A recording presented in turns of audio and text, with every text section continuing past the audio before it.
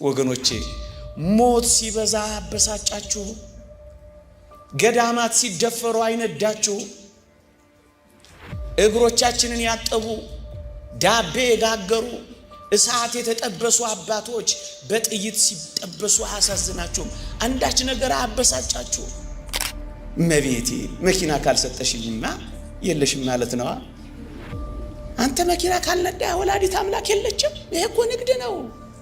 በኃጢአት ለዲያብሎስ ባርነት እንንገብር ነጋዴዎች አይደለንም እኛ። ነጋዴዎች እኮ የክርስቶስ ማደሪያ ከመሆን በላይ የሰይጣን ለማደሪያ ለመሆን ሰውነታችንን አሳልፈን የሰጠን ከክርስቶስ ሕዋሳት በላይ ሰውነታችን ሌላውን ዓለም የሚያገለግል ነጋዴዎች አይደለም እኛስ።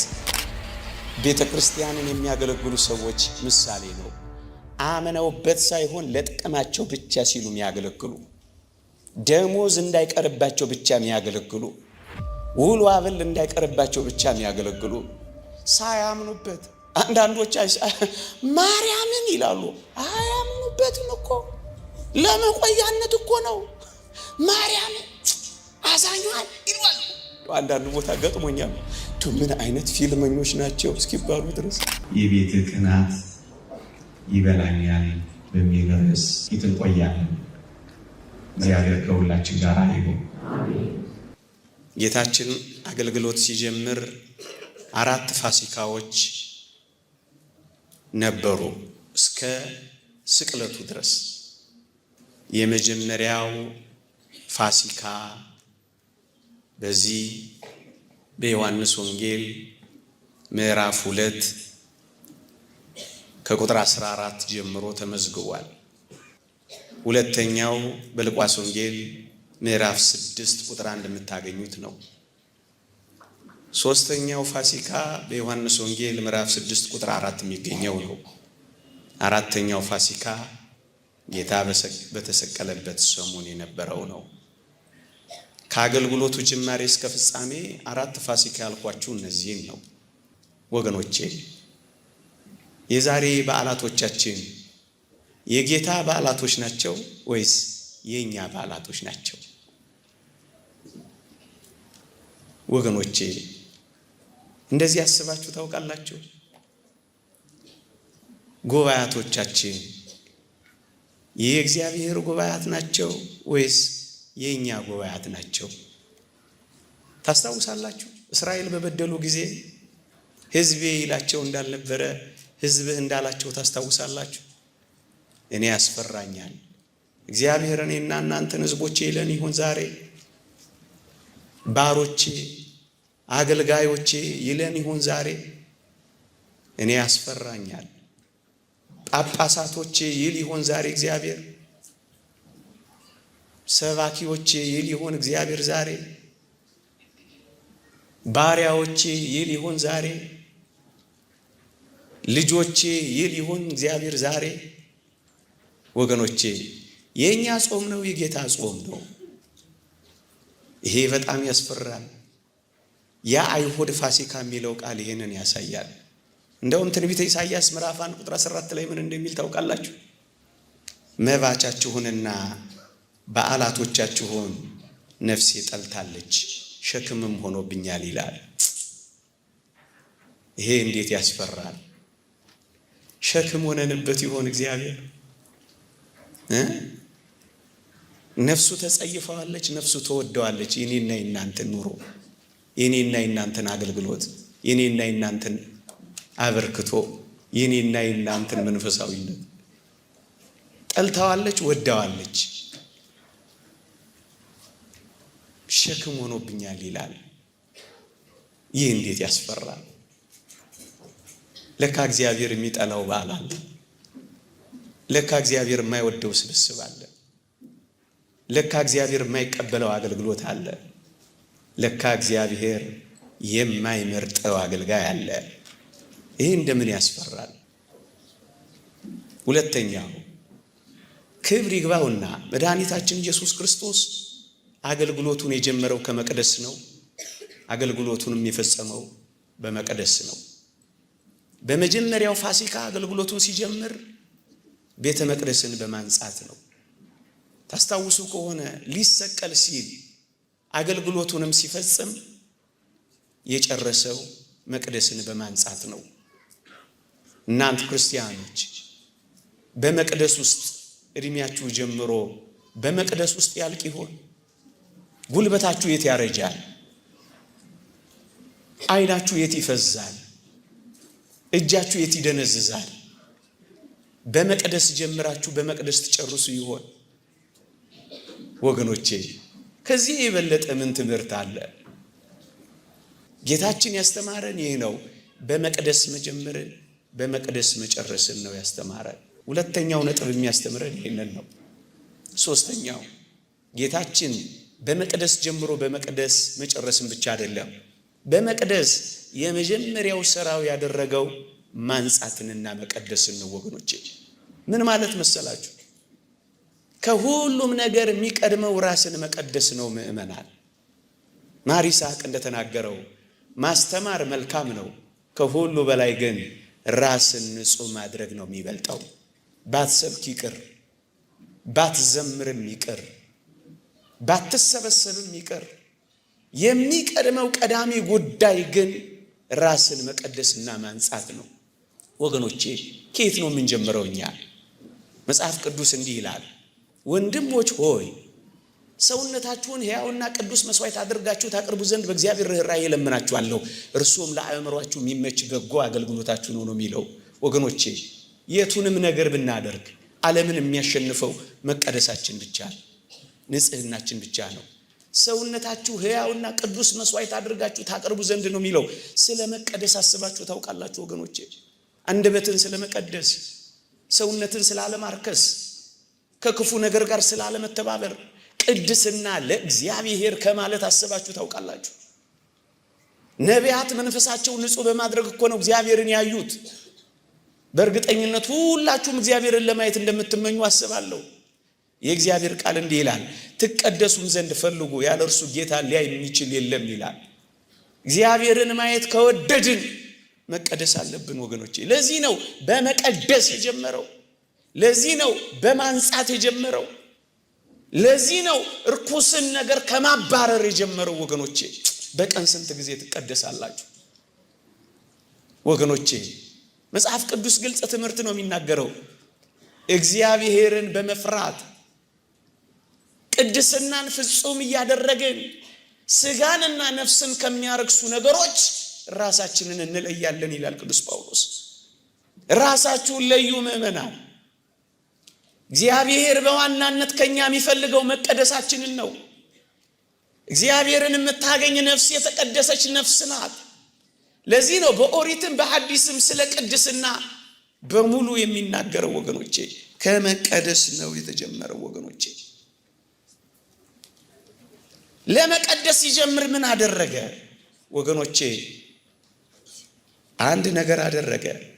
ሲገባ የአምልኮ ቦታውን የንግድ ቦታ አድርገውት ነበር። እግዚአብሔርን ከማግኘት ይልቅ ቢዝነስ አድርገውት ነበር። የበሬዎች ግሳት፣ የላሞች ጩኸት፣ የበጎች ሽታ፣ የርግቦች እሱን ያገኘው ጌታችን። አምልኮቱ ንግድ ሆኖ ተቀይሮ ነበር። መቅደሱ ገበያ ሆኖ ነበረ። ይሄ እንዴት አያበሳጭም ወገኖቼ? ይሄ እንዴት አያናድድም ወገኖቼ? ይሄ ነው እኮ ጌታችንን ጅራፍ እንዲያነሳ ያደረገው ወገኖቼ። አንዳች የሚያበሳጭ ነገር የለም። አይታያችሁ? ስለ ቅዱስ ጳውሎስ በሐዋርያት ሥራ ምዕራፍ 17 ላይ ስታነቡ ወገኖቼ፣ በአቴና በፈላስፎቹ ከተማ ሲዘዋወር ከተማይቱ በጣዖት ተሞልታ ነበር ይላል። እናስ የቅዱስ ጳውሎስ መንፈሱ ተበሳጨበት ይልላችኋል። ምን ሲያይ? ከተማይቱ በጣዖት ተሞልታ ሲያይ መንፈሱ ተበሳጨበት። ኦርቶዶክሳውያን አንዳች የሚያበሳጫችሁ ነገር የለም? ከዝማሬው በላይ ዘፈኑ ሲበዛ አበሳጫችሁ?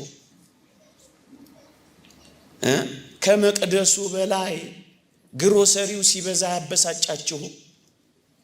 ወገኖቼ ዕጣን ከሚሸተው በላይ ሐሺሽ ማጨሳዎች ሲበዙ አበሳጫችሁ? ወገኖቼ በከተማችንና በአገራችን ከፍቅር በላይ ጸብ ሲገነግን አያበሳጫችሁ? መንፈሳችሁ አይበሳጭም እንዴ? ክርስትና ሲተው መንፈሳዊነት ሲላላ ጸብ ሲበዛ ቅድስና ሲጠፋ መንፈሳችሁ አይበሳጭም? ቅናት አንገበግባችሁ? ድሆች ሜዳ ላይ ሲወድቁ አንዳች ነገር አይሰማችሁም?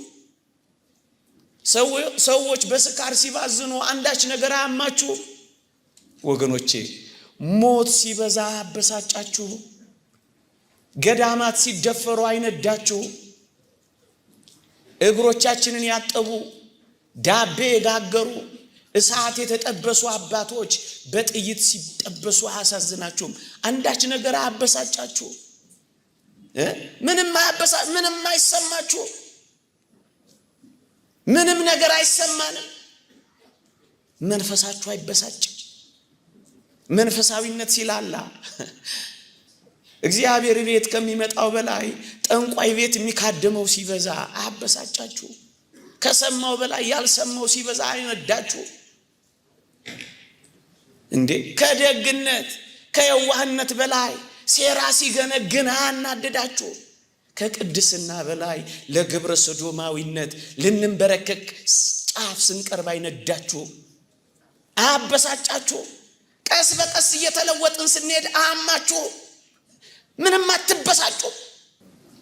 ይሄ ሊያበሳጨን ይገባ። ይሄ እኮ ነው ሊበላን የሚገባው። ገዳማቱ ሲፈቱ አይነዳችሁ? አባቶች ስፍራ ሲያጡ አይነዳችሁ? ንጹሃን አንገት ሲሰብሩ ክፉዎች አንገት ሲያቀኑ አያቃጥላችሁ? አይበላችሁ? ኖርማል ነው? ፒስ ነው? ምንም አይሰማችሁ?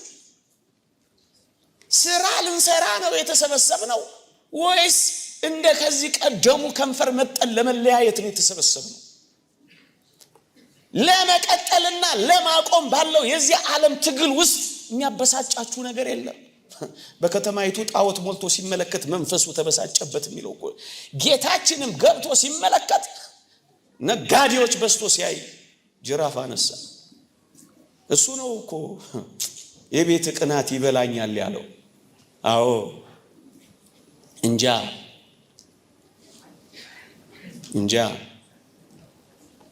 አየ ጌታችን ምን አደረገ?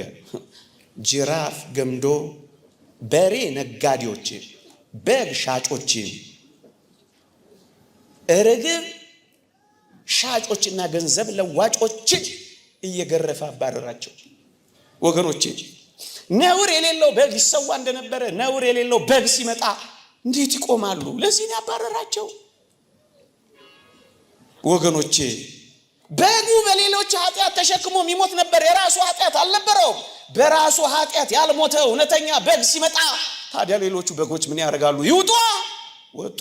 እንዲህ ነው ያባረራቸው። ወገኖቼ ለመስዋዕት የሚሆኑት በጎች ለመስዋዕት ከመዋላቸው ከአንድ ሳምንት በፊት ነበር ወደ ኢየሩሳሌም የሚገቡት።